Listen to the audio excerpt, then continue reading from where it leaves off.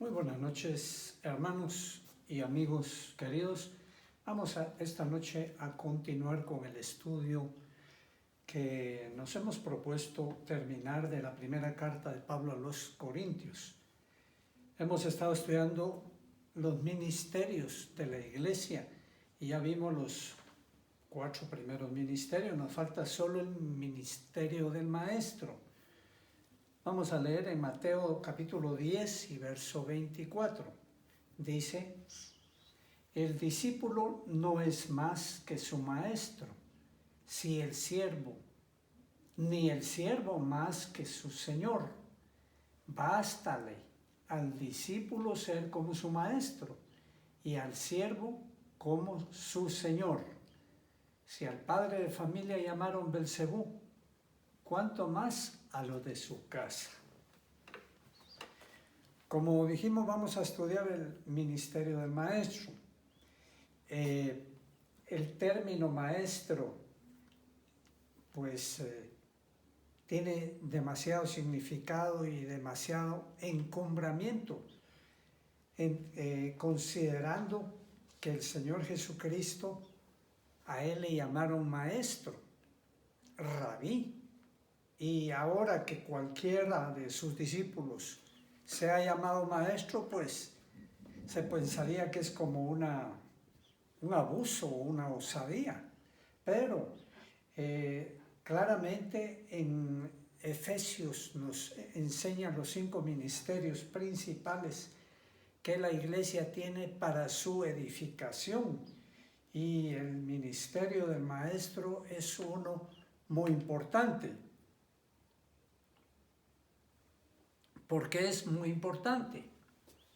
Porque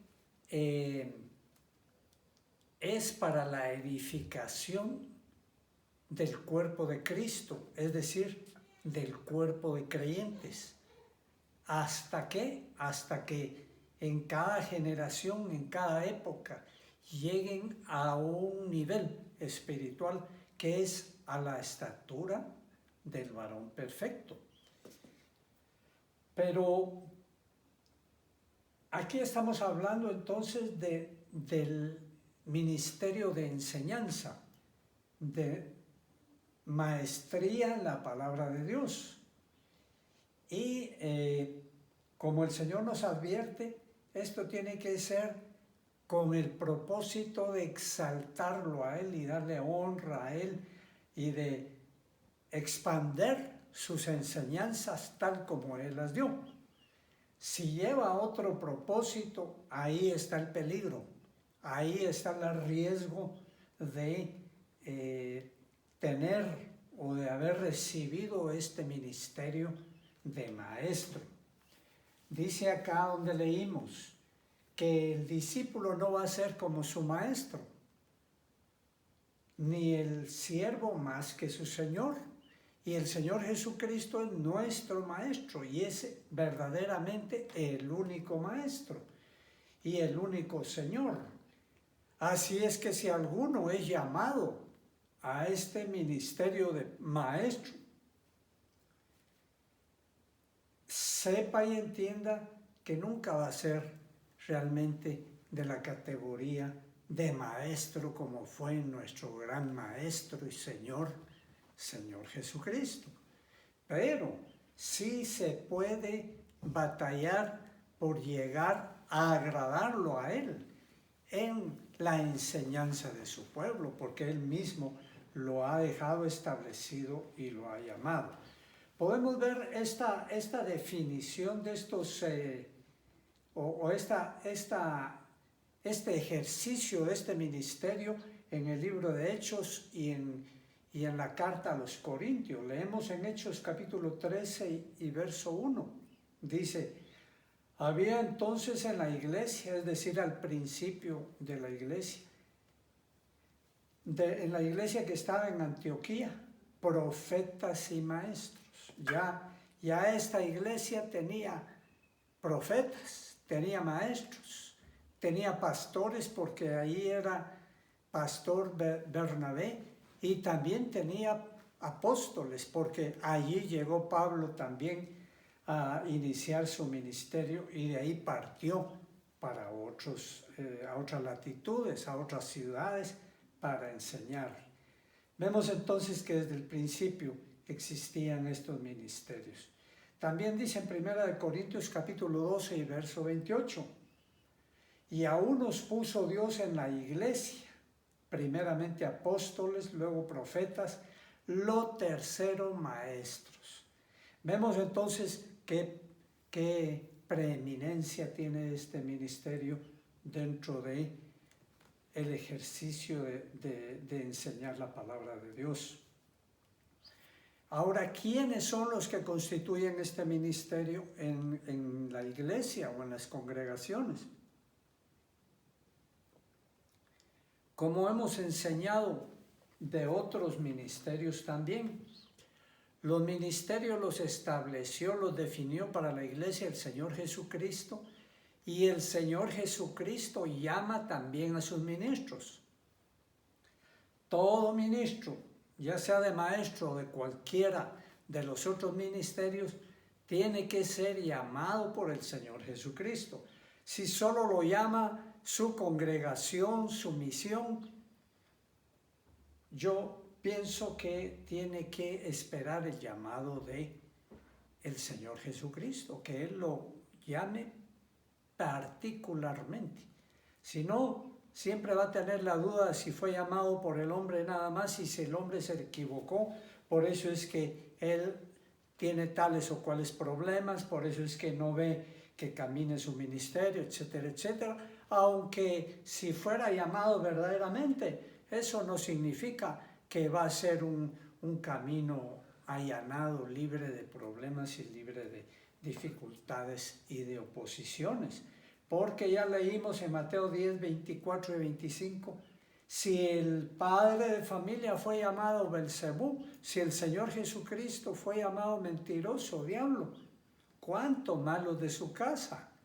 El que quiera agradar al Señor Jesucristo a través del ministerio de pastor va a tener ataques, va a tener oposición, porque cuando el Señor le comience a enseñar su palabra a aquellos que no saben la palabra de Dios, sino que han aprendido y han aprendido mal de sus condiscípulos, van a levantarse, porque nosotros, nuestra naturaleza, la naturaleza carnal humana, así es, no defiende tanto la verdad de Dios, la palabra de Dios, como nuestras doctrinas, nuestro credo, nuestras enseñanzas de nuestra misión o de nuestra iglesia.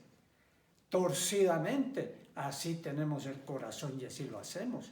¿Defiende usted la doctrina a capa y espada de su misión sin profundizar en la palabra de Dios, sin pedirle a Dios que le enseñe, sin poner en tela, no digamos de duda, sino en tela de estudio la doctrina que le han enseñado? Usted está defendiendo la doctrina de su misión, pero de esa doctrina de su misión no sabe usted cuánto está de acuerdo con la verdad de Dios y cuánto no está de acuerdo con esa verdad. Entonces decimos que tiene que esperar que el Señor Jesucristo lo envíe o lo confirme o le dé ese ministerio. Como dice Efesios 4:11, él mismo, el Señor Jesucristo, constituyó a unos apóstoles, a otros profetas, a otros evangelistas y a otros pastores y maestros. Él mismo los va a llamar y constituir, pues. Ahora pasemos rápidamente a la enseñanza que da el maestro. ¿Cómo debe ser la enseñanza? Dice Mateo 22:16. Y le enviaron los discípulos de ellos con los herodianos diciéndole, maestro, o sea, es decir, los discípulos, los herodianos, los que se oponían al Señor, llegaron delante del Señor Jesucristo diciéndole, maestro, sabemos que eres amante de la verdad y que enseñas con verdad el camino de Dios y que no te cuidas de nadie. Aquí tenemos tres elementos fundamentales del maestro que tiene que observar estrictamente el maestro de la palabra de Dios. En primer lugar, ser amante de la verdad, es decir, ser amante de la enseñanza del Evangelio, de la palabra de Dios, de la Biblia que le ha sido dada maravillosamente y preservada maravillosamente por Dios. Tiene que ser amante de la verdad, de la palabra de Dios. Y Dios promete una cosa, que el que ama su palabra no va a ser engañado jamás. Pero asegurémonos que lo que amamos, como hemos dicho, es la palabra de Dios y no la enseñanza nada más que nos ha sido transmitida de generación en generación sin ponerla en tela de investigación o de duda.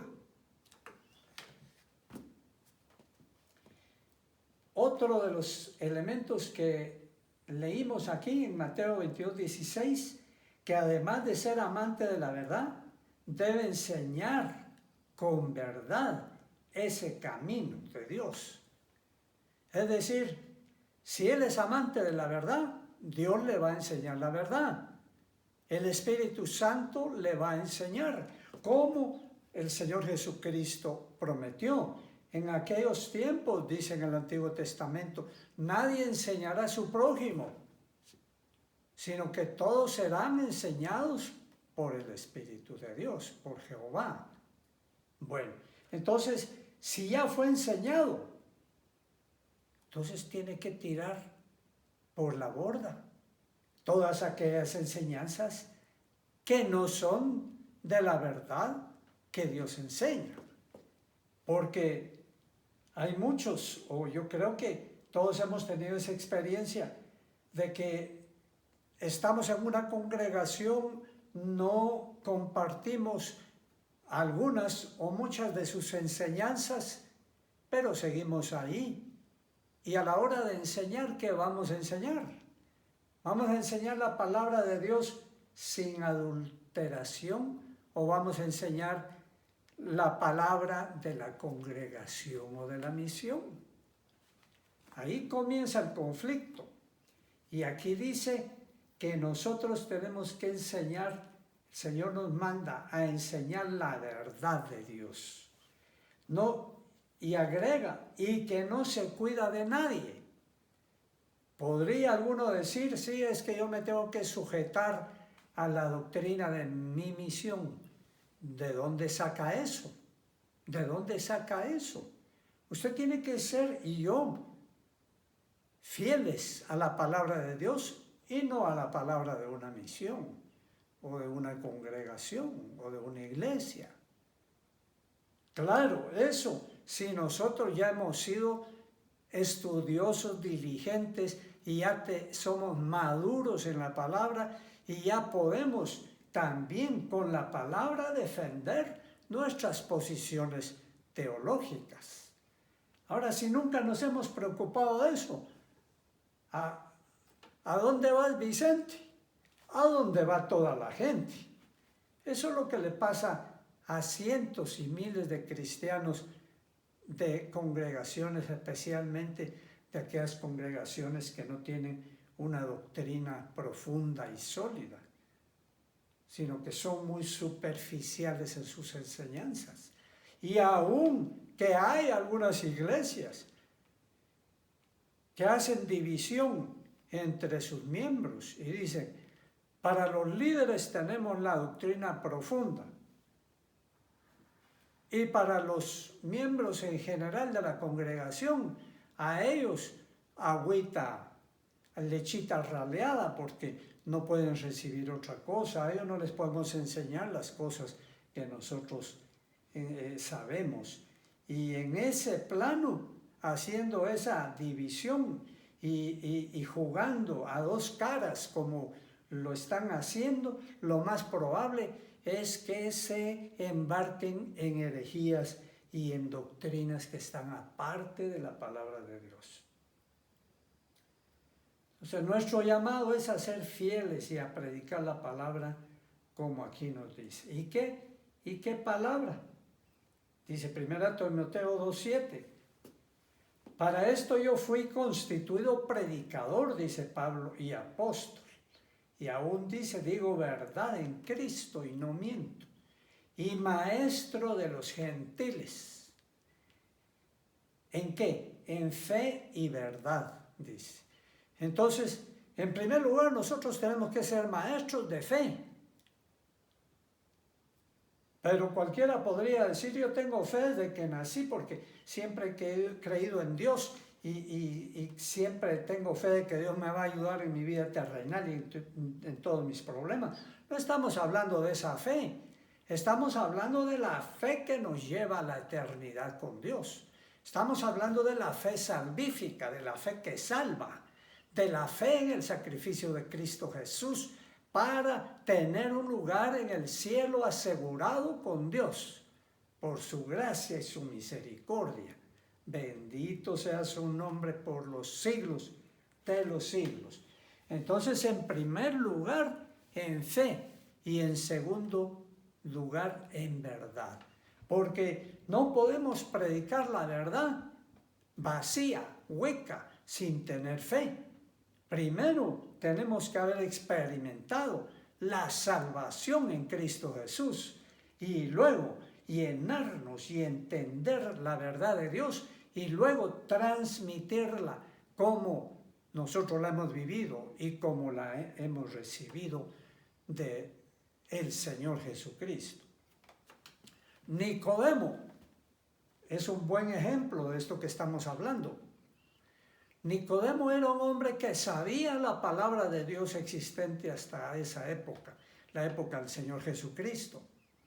Él era maestro de los judíos, maestro del judaísmo.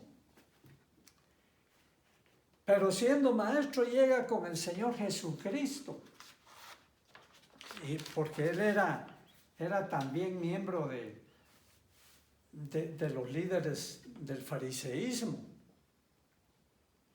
Llega con el Señor Jesucristo y le expresa algo, dice, sabemos que has venido de Dios como maestro. Mire, reconocía la sabiduría del Señor Jesucristo. Pero le dice, Señor, ¿qué es necesario para heredar la vida eterna? Y el Señor Jesucristo dice, pues este es maestro, piensa seguramente, este es maestro de las cosas de Dios, pero no sabe lo primero. Entonces le presenta una enseñanza basada en las cosas materiales y le dice, de cierto os digo que el que no nace de nuevo no puede entrar en el reino de los cielos. Pues aquel hombre maestro en la palabra de Dios debió de haber entendido que le estaba presentando un ejemplo de cosas materiales o terrenales para enseñarle algo espiritual, pero no lo entendió así, sino que se fue siguiendo el ejemplo terrenal. Y entonces, tanto que el Señor Jesucristo le dice, y tú eres maestro de Israel y no sabes eso. No sabes que tienes que nacer del agua y del espíritu. No entiendes que te estoy hablando de cosas espirituales. ¿Qué tipo de maestro era entonces hasta ese momento Nicodemo? Era un maestro que solo sabía letra, pero que esa palabra no había fructificado en su corazón y no tenía fe, no era salvo. Entonces, esencial entonces es que también en ese mismo sentido, nosotros o cualquiera que se estime maestro de la palabra de Dios, enseñe porque experimenta la palabra de Dios. Enseñe la salvación porque la ha recibido. Enseñe la santificación porque está en el proceso. Enseñe cuanto tema de la palabra de Dios se pueda predicar, porque ya la ha vivido. Porque si no, pasa lo que sucedía con los fariseos, que el Señor les dijo a todos los que los oían: en la cátedra de Moisés se sientan, es decir, los fariseos. Así es que haced como ellos dicen, pero no hagáis como ellos hacen. Imagínense eso. Ser maestro que no se ha enseñado a sí mismo. Como al Señor mismo de él dijeron: este hombre enseña con autoridad, no como los fariseos. Y precisamente de haber vivido y de haber obedecido la palabra de Dios es que venía la autoridad del Señor Jesucristo para predicar la palabra. Y así todo maestro del ministerio de la iglesia del Señor Jesucristo. Si no ha vivido la palabra de Dios, va a sonar hueca, sosa, como tímbalo que restiñe, como trompeta que hiere los oídos y que ya no se quiere oír. Así va a sonar, pero esa palabra no va a llegar al corazón de los oyentes. Eso es indispensable, pues.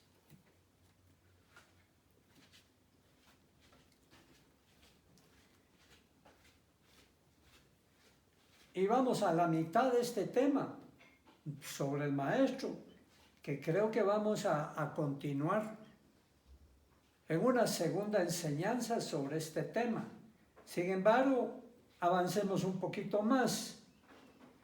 Aquí en la primera carta de Pablo a Timoteo, capítulo 3, nos enseña sobre cualidades morales y espirituales personales del que quisiera o tiene anhelo de ser maestro de la palabra de Dios.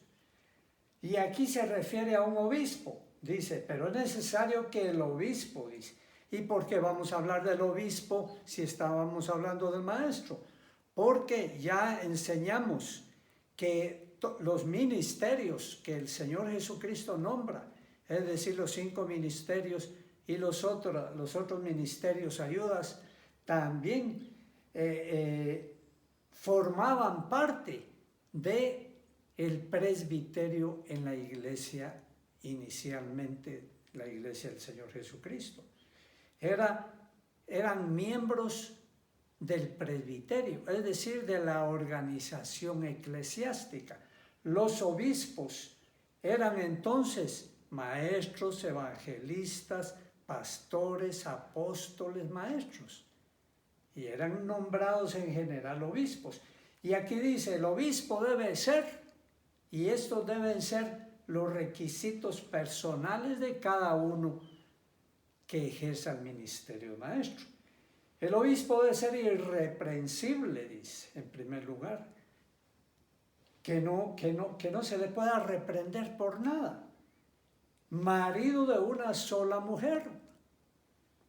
Es decir, que no tenga varias mujeres en ese momento o ahora, pero también, de preferencia también, que no haya tenido varias mujeres en el pasado, ¿verdad? Además dice que debe ser sobrio, prudente, decoroso, hospedador, no dado al vino, no pendenciero, no codicioso de ganancias deshonestas, sino amable, apacible, sin avaricia. Mire cuántos requisitos. Que gobierne bien su casa, que tenga a sus hijos en sujeción, que no sea un neófito,